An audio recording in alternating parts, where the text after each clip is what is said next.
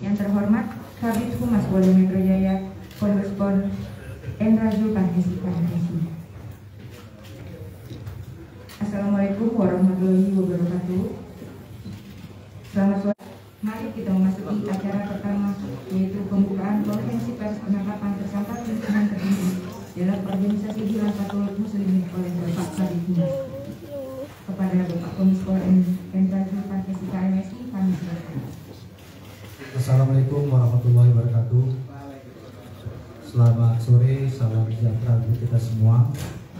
Yang saya hormati Direktur Kriminal Umum Polda Metro Jaya yang hadir bersama saya serta rekan-rekan media. Pada kesempatan sore hari ini kami akan menyampaikan terkait dengan penangkapan terhadap pimpinan tertinggi Khilafatul Muslimin yang dilakukan oleh tim dari Polda Metro Jaya dipimpin oleh Ditkrim Polda Metro Jaya, di mana kita pada hari ini tepat pukul 06.30 waktu Indonesia bagian Barat di Kota Bandar Lampung telah menangkap pimpinan tertinggi Ormas Khilafatul Muslimin atas nama Saudara Abdul Qadir Hasan Baraja. Bisa saya gambarkan secara singkat terkait dengan profil Saudara Abdul Qadir Hasan Baraja. Yang bersangkutan pernah ditahan terkait kasus terorisme pada Januari tahun 1979 dan pengeboman Candi Borobudur pada tahun 1985, serta memiliki kedekatan dengan kelompok radikal. Polda Metro Jaya menemukan beberapa perbuatan melawan hukum atau tindak pidana yang dilakukan oleh Ormas Khilafatul Muslimin. Polda Metro Jaya tidak hanya melihat dari konvoi rombongan Siarkan Khilafah yang dilakukan oleh Khilafatul Muslimin pada tanggal 29 Mei tahun 2022 di Cawang, Jakarta Timur. Namun sebuah kegiatan yang tidak terpisahkan dari provokasi yang diucapkan dengan ucapan kebencian serta berita bohong yang dilakukan dengan menjelekkan pemerintahan yang sah, pemerintahan saat ini yang ada di negara kita. Kemudian kelompok ini menawarkan khilafah sebagai solusi pengganti ideologi negara demi kemakmuran bumi dan kesejahteraan umat. Itu yang mereka sampaikan.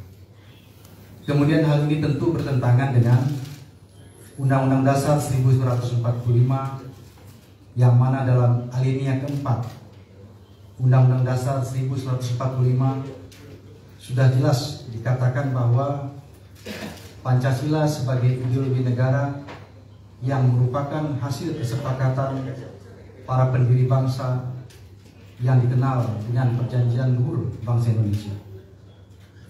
Kemudian perbuatan mengajak berubah ideologi Pancasila ini juga bertentangan dengan peraturan serta perundang-undangan yang ada di Indonesia. Kegiatan konvoi rombongan Siarkan Khilafah oleh Khilafatul Muslim ini terdapat dalam website, kemudian juga buletin bulanan, dan juga tindakan nyata di lapangan yang mereka lakukan, termasuk di wilayah hukum Polda Metro, yaitu Jakarta Timur. Yang mana semua itu merupakan bagian yang tidak terpisahkan sebagaimana yang tercantum pada website mereka yang menyatakan Pancasila tidak sesuai. Hanya khilafah yang bisa memakmurkan bumi dan mensejahterakan umat.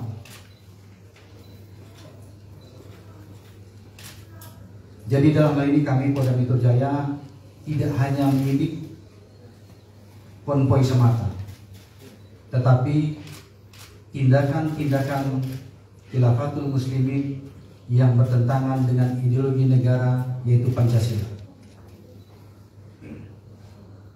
Langkah-langkah populis yang bertentangan dengan Pancasila ini tidak boleh dibiarkan karena bisa merusak sendi-sendi kehidupan berbangsa dan bernegara. Sehingga Polda Metro Jaya sesuai dengan perintah Bapak Kapolda Metro Jaya telah melakukan langkah-langkah cepat dan terukur dalam konteks penegakan hukum, yang mana dalam hal ini orang yang bertanggung jawab atas perbuatan ini yaitu Khilafatul Muslimin adalah pimpinan tertingginya, sehingga Polda Metro Jaya melakukan penangkapan terhadap saudara Abdul Qadir Hasan Baraja. Kegiatan Khilafatul Muslimin ini murni melawan hukum. Kemudian perlu kami tegaskan juga, siapapun tidak boleh melawan hukum di negara ini. Itulah mengapa beberapa saat yang lalu Bapak Kapolda Metro Jaya membentuk tim dalam rangka untuk melakukan penyelidikan, mengumpulkan alat bukti, kemudian melakukan gelar perkara, dan hari ini melakukan upaya paksa penangkapan di Bandar Lampung yang dipimpin langsung oleh Dirkrimum Polda Metro Jaya, Kombes Pol Hengki Haryadi. Kemudian terhadap saudara Abdul Qadir Hasan Baraja, dengan penangkapan hari ini statusnya sudah dijadikan sebagai tersangka. Adapun pasal yang dipersangkakan adalah pasal 59 ayat 4, junto pasal 82 ayat 2 Undang-Undang RI nomor 16 tahun 2017 tentang Ormas. Kemudian pasal 14 ayat 1 dan ayat 2 dan atau pasal 15 Undang-Undang nomor 1 tahun 1946 tentang peraturan hukum pidana, di mana ancaman yang dikenakan kepada tersangka dalam hal ini adalah minimal 5 tahun sampai maksimal 20 tahun penjara. Kemudian rekan-rekan sekalian, langkah-langkah selanjutnya yang akan dilakukan oleh Polda Metro Jaya adalah kita akan melakukan pengembangan kasus ini. Kita sudah membentuk tim dipimpin oleh Dirkrimum Polda Metro Jaya.